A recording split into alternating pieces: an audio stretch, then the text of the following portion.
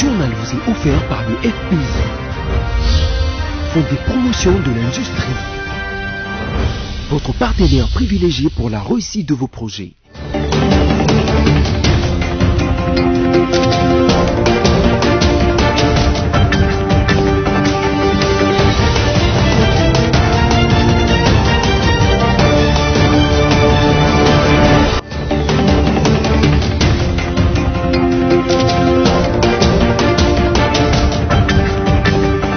Heureux de vous retrouver pour ce nouveau numéro du journal. Mesdames, Messieurs, en voici la charpente.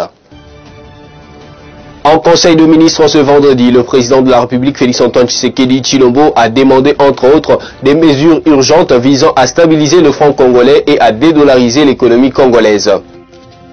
Le ministre national de l'enseignement primaire, secondaire et technique, Tony Mwaba, a procédé à la remise officielle et symbolique des diplômes d'État de l'édition 2019-2020 à Bukavu, au Sud Kivu. 100 nouveaux cas de contamination par la Covid-19 enregistrés jeudi 5 août 2021 en RDC, à en croire le comité multisectoriel de la riposte contre cette pandémie. Voilà, encore une fois de plus, bienvenue à toutes et à tous. En Conseil de ministres ce vendredi, le président de la République, Félix-Antoine Tshisekedi Tshilombo, a demandé des mesures urgentes visant à stabiliser le franc congolais et à dédollariser l'économie congolaise. Le chef de l'État a aussi demandé des allègements fiscaux aux télécoms. Pour Félix Tshisekedi, il faut améliorer la communication sur le droit de l'homme à l'Est qui éternit l'image de la RDC. Il soutient aussi des mesures d'accompagnement pour la baisse des prix des denrées alimentaires. Poursuivons ce journal, convoqué par les députés nationaux afin de s'exprimer sur l'évolution de l'état de siège déclaré il y a 3 mois. Le ministre de la Défense a sollicité 48 heures pour rencontrer les préoccupations des élus. La commission Défense et Sécurité de la Chambre basse du Parlement a entamé le travaux approfondis d'évaluation de l'état de siège en vigueur sur une partie du territoire national, notamment les provinces de l'Ituri et du Nord Kivu. Suivez le compte-rendu du député Bertin Mubondi, président de la commission Défense et Sécurité de l'Assemblée nationale. Ce qu'il faut retenir, c'est que suivant les orientations du bureau de l'Assemblée nationale, nous avions démarré aujourd'hui une série d'auditions de membres du gouvernement, entre autres le ministre de la Défense, bien évidemment suivra le ministre de l'Intérieur, le vice-premier ministre, ministre de l'Intérieur et la ministre de la Justice. Et aujourd'hui, nous avons reçu le ministre de la Défense, qui était accompagné par le chef d'état-major général et quelques généraux qui ont un rôle dans les opérations qui sont menées dans le cadre de l'état de siège. Et ce qu'il faudra tout simplement retenir, c'est que ça s'est passé dans un climat de sérénité. On a échangé sur plusieurs sujets et il va revenir dans 48 heures pour répondre à certaines préoccupations des honorables députés. Et nous reviendrons ici le lundi pour recevoir la ministre de la Justice et poursuivre avec les différentes auditions. Toujours dans le même cadre, la commission Défense et Sécurité de la Chambre basse du Parlement a entamé les travaux approfondis d'évaluation de l'état de siège en vigueur dans les provinces du Nord Kivu et de l'Ituri. Ici, on écoute la réaction du député national Irakam Gratien de Saint-Nicolas. Je suis très satisfait parce que nous avons écouté les gouvernements, nous avons écouté l'armée et donc nous avons des informations suffisantes pour pouvoir évoluer maintenant. Nous connaissons les vrais problèmes maintenant et le travail va continuer. Nous sommes en attente de leurs réponses. Ça nous permettra de prendre une position commune avec le Nord Kivu. Donc les deux provinces, Ituri et Nord Kivu, nous allons prendre donc notre position commune dès que nous aurons la réponse du gouvernement et de l'état-major général de l'armée. Il n'y a pas de revendication, nous ne sommes pas encore à ce stade-là. Nous avons obligé l'Assemblée nationale à pouvoir évaluer l'état de siège. Nous avons demandé à ce qu'on évalue, et donc ça veut dire qu'il faut comprendre ce qui se passe, faire l'état des lieux de la situation relative à l'état de siège, et c'est ce que nous avons obtenu. Nous avons commencé à la séance plénière pendant 2h30, nous venons de continuer en commission. Donc il y a des éléments que nous sommes en train de recueillir. Et quand le gouvernement va répondre, parce que nous leur avons donné 48 heures avec l'état-major, c'est alors que maintenant nous allons analyser en interne toutes les deux provinces Nord Kivu et Ituri pour qu'on sache qu'est-ce que nous faisons, quelle position nous prenons face à la réponse que nous allons recevoir du gouvernement et de l'armée.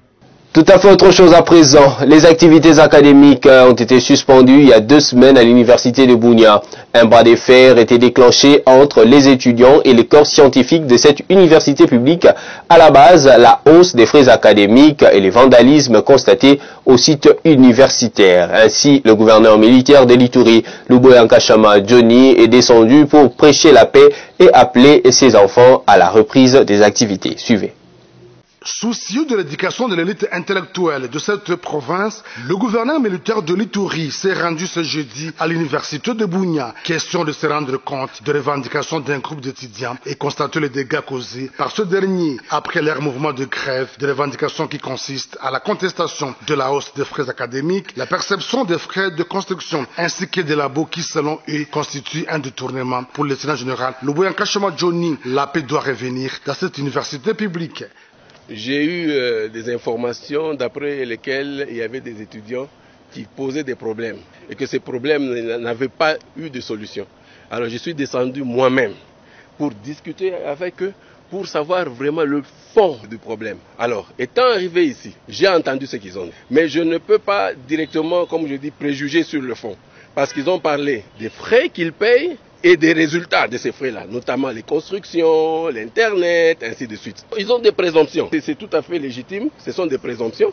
Alors je leur ai dit, comme j'ai eu un premier groupe hier, nous allons organiser le deuxième groupe demain. Et je leur ai dit, la vie, ce n'est pas la violence. Il y a quelque chose, il y a un défi devant eux ici.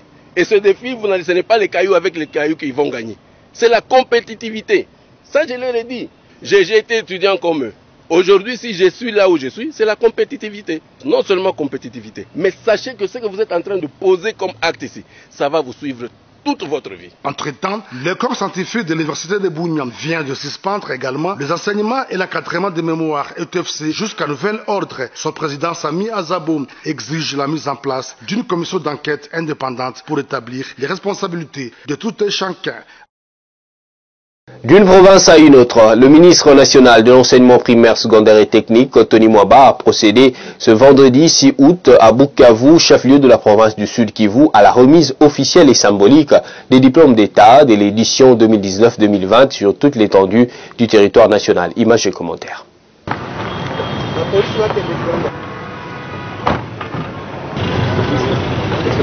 Cette cérémonie a eu lieu au sein de l'inspection provinciale du Sud Kivu 1, située dans la commune d'Ibanda, en présence du gouverneur de province Théo Ngwabidje, de la secrétaire générale à l'EPST Christine Nepa, de la ministre provinciale de l'EPST Geneviève Mizumbi.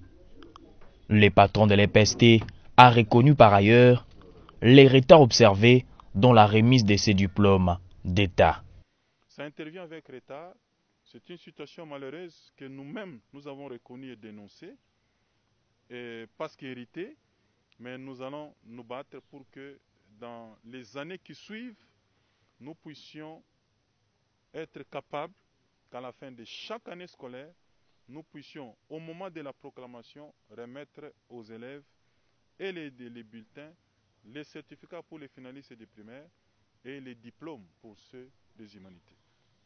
Nous voulons mettre donc tout en ordre et c'est l'un des aspects du redressement que nous sommes en train d'entreprendre dans notre sous-secteur.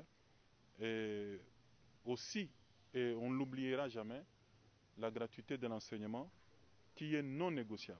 Le ministre Tony Mwaba a insisté sur les retards gratuits de l'opération de retrait des diplômes. C'est la volonté des autorités. Il y a toujours eu des conditions pour la remise des diplômes d'État aux finalistes, mais la volonté du chef de l'État, la volonté du chef du gouvernement, c'est que ces diplômes soient remis aux finalistes sans conditionnalité quelconque. Donc, je l'ai relevé ici. C'est pour éviter de priver aux finalistes ces titres qui leur permet de s'engager soit dans une carrière professionnelle ou promotionnelle. Bien avant la remise officielle des diplômes, le ministre Tony Mwaba, accompagné du gouverneur, a fait la ronde de quelques centres de passation du test national de fin d'études primaires TENAFEP.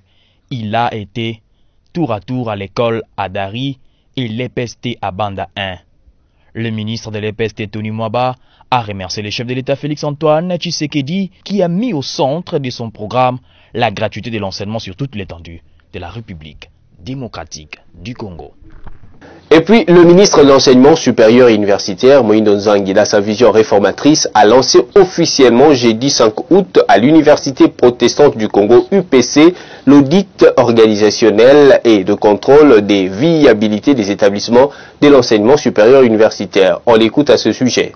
Nous sommes venus lancer officiellement le vaste travail d'audit organisationnel et de contrôle de viabilité des établissements d'enseignement supérieur et universitaire. Ce travail, nous le faisons dans tous les pays pour savoir comment fonctionnent nos institutions, comment fonctionne l'établissement, comment fonctionnent les facultés. Comme nous l'avions annoncé à l'IEC il y a maintenant un mois, c'est à l'issue de ce travail-là que nous allons entamer le vaste chantier d'assainissement dans le secteur de l'enseignement supérieur et universitaire. Vous avez vu vous-même que c'est un travail très technique, informatisé. Nous avions promis que la numérisation de tout ce qui se fait dans le domaine de l'enseignement supérieur et universitaire va commencer. Je crois qu'avec ce travail, on a un outil informatique qui nous permet d'avoir les vrais résultats de tout ce qui se passe dans nos établissements. Et la finalité, comme je vous l'ai dit, c'est que nous allons faire un assainissement global dans ce secteur. Le travail aussi qui sortira de cette vaste campagne d'audit organisationnel va nous servir pour faire un véritable état des lieux dans les états généraux qui seront organisés au mois de septembre à Lubumbashi. En société, avant les départs de la 6e vague de Kuluna pour Kanyama Kasese, le gouverneur de la ville-province de Kinshasa, Jean Tiningo Bilambaka, a salué l'action de la police provinciale, ce avant de décourager les autres Kuluna qui restent encore en ville. On l'écoute. Aujourd'hui, encore une fois de plus, les 375 Kuluna que vous voyez ici devant nous, c'est pour la 6e fois que le général Kassongo, qui est le commandant des services nationaux, va pouvoir les acheminer à Kanyama Kasese.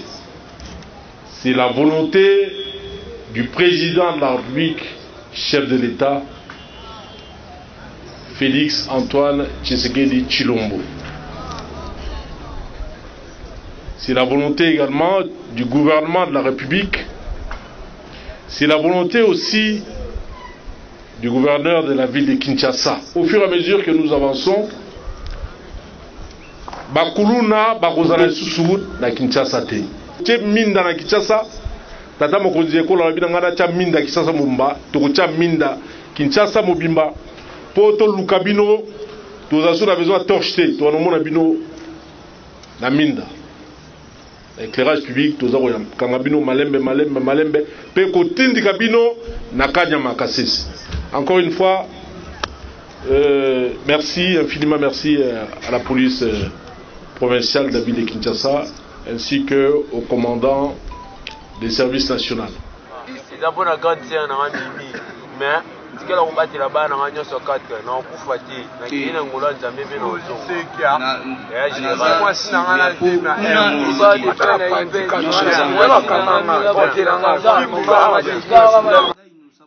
Blocage autour du consensus en rapport avec la désignation des animateurs de la Commission électorale nationale indépendante CENI. Ça continue de susciter des réactions au sein de la classe politique. La dernière en date est celle de Fontaine Mangala qui, pour lui, la SENCO doit à tout prix respecter les textes sur cette question. On l'écoute au micro de Bercis Mangila.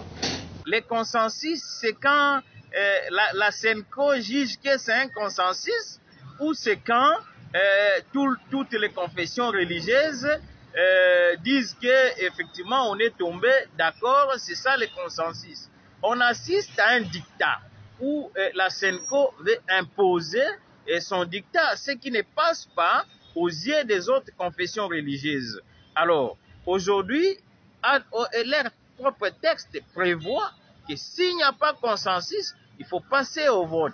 Voilà pourquoi ils devraient recourir, respecter leur texte. Je me dis même, est-ce que ce n'est pas le lit de contestation des résultats de la prochaine présidentielle que la SENCO est en train de préparer? Parce qu'il n'est pas normal qu'à ce stade du processus, il y ait des problèmes. Parlons santé à présent. 100 nouveaux cas de contamination par la Covid-19 enregistrés jeudi 5 août 2021 en République démocratique du Congo dans 6 provinces, dont 36 à Kinshasa, 28 dans le Haut-Katanga, 17 au Nord Kivu, 8 dans la Tchopo, 7 dans le Haut-Touélé et 4 au Congo central. Sophia Zaorati a signé ce reportage. Sur les 2006 échantillons testés le jeudi 5 août 2021 en RDC, 100 nouveaux cas confirmés de Covid-19 ont été recensés.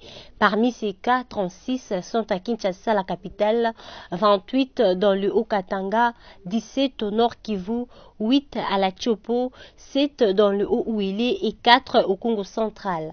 Pour la journée du jeudi, les comités multisectoriels de la riposte contre la pandémie de Covid-19 n'a pas livré des données de nouveaux décès ni de nouvelles guérisons dans les centres de traitement et parmi les patients suivis à domicile. Depuis la déclaration officielle de la pandémie, le 10 mars 2020, le total des cas est de 51 254, dont 51 253 cas confirmés et improbables. Dans l'ensemble, il y a eu 1045 décès et 30 043 personnes guéries. Et en sport, les travaux des réfections du stade de Martyrs de la Pentecôte lancés vendredi 16 juillet dernier avancent bien. C'est l'impression après l'évaluation des 10 travaux du ministre des Sports Serge Nkonde après sa visite jeudi 5 août au stade de Martyrs. Samy Bossongo nous en dit long. Les travaux de réhabilitation du stade de Martyrs de la Pentecôte avancent à grands pas. Nous y avons fait une descente afin de nous rendre compte de son effectivité. Ces propos sont ceux du ministre des Sports Serge Nkonde qui, à peine revenu de Tokyo, a visité jeudi 5 août le stade de Martyrs de la Pentecôte où s'effectuent les 10 travaux.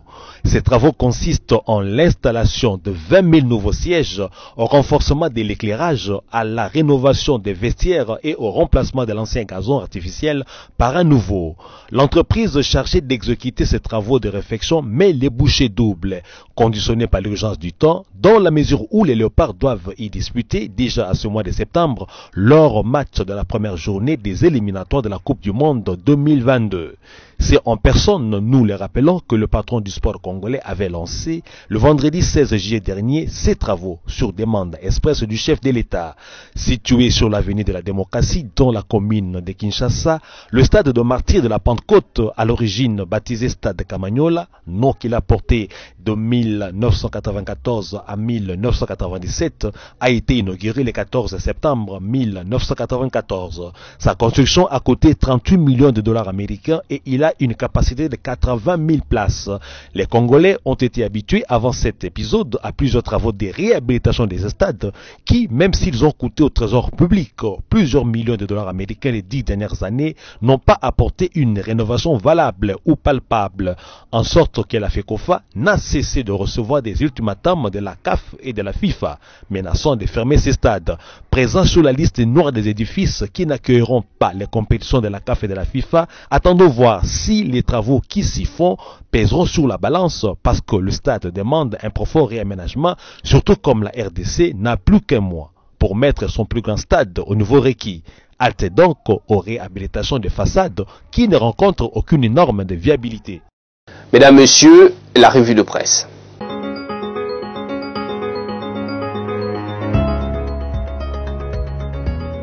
Merci de poursuivre les actualités avec la revue de presse de ce jour que nous ouvrons avec l'agence congolaise de presse qui écrit Sénat, Modeste Bahati informé de la crise de légitimité et dans la province de l'Équateur. Le président de la chambre haute du Parlement, le professeur Modeste Bahati Lukwebo, a accordé l'audience jeudi dans son cabinet de travail au président de l'Assemblée délibérante de la province de l'Équateur, venu lui faire le point de la crise de légitimité qui prévaut actuellement dans cette entité territoriale décentralisée. Le président de la dite assemblée, qui s'est fait accompagner des 13 députés provinciaux, a eu au sortir de l'audience signalé à la presse que cette situation qu'il qualifie de chaotique remonte depuis l'échéance et la mise en accusation du gouverneur Bobo Boloko par les députés provinciaux pour une gestion jugée calamiteuse. Poursuivons cette revue de presse avec Forum des As qui note en grand titre: Gentini Ngobila condamne les pillages des biens des expatriés.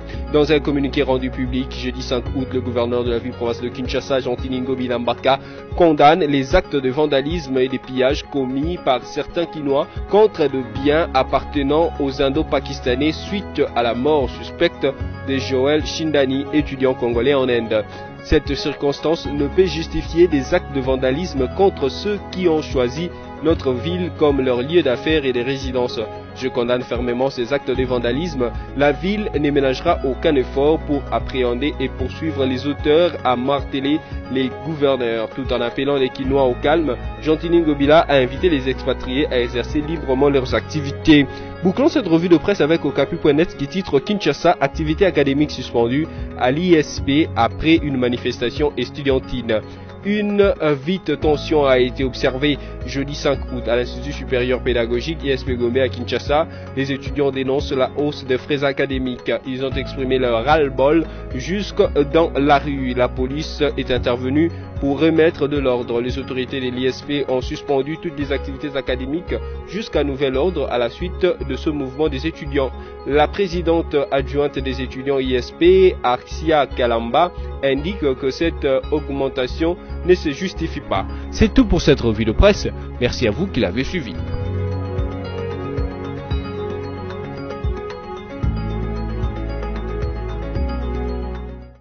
Merci à vous d'avoir porté beaucoup d'intérêt à cette revue de presse. Si vous nous avez pris en cours des diffusions, voici le rappel de principaux titres de ce journal.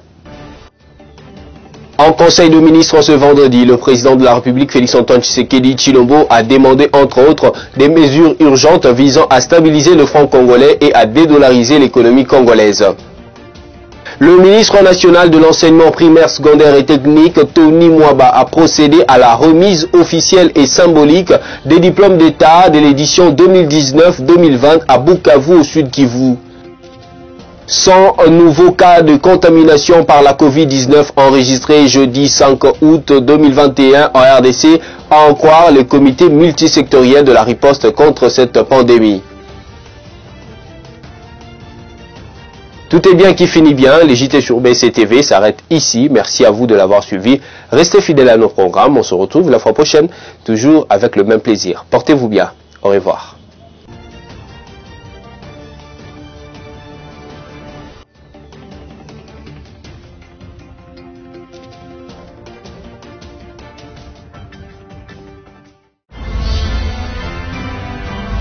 Ce journal vous a été offert par le FPI.